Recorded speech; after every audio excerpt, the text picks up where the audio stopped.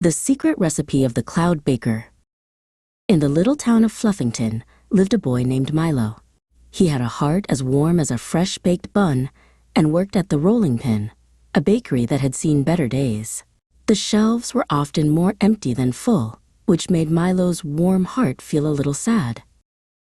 One gloomy morning, as Milo swept the bakery floor, a fluffy, pink cloud floated right up to the window. Plop!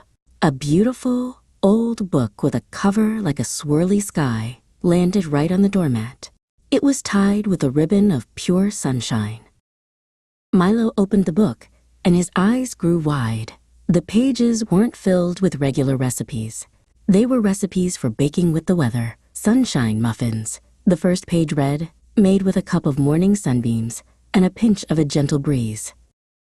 Following the recipe, Milo gathered sunbeams in a jar and whisked in the morning air. Soon, the whole bakery smelled like happiness and warm light. He placed a tray of golden sunshine muffins in the window, and their glow drew everyone in town to the bakery door.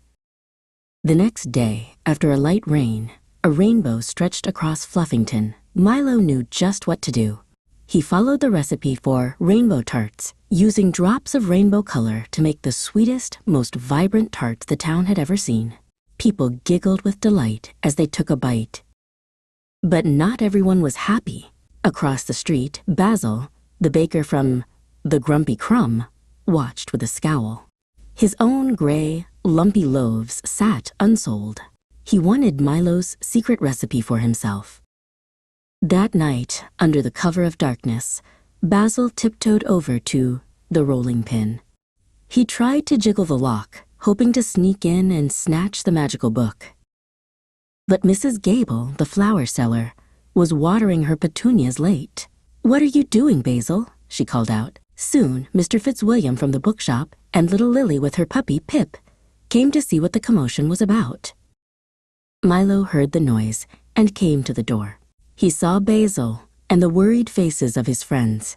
Instead of being angry, Milo smiled. "Basil," he said kindly, "you don't need to steal. The real magic is sharing.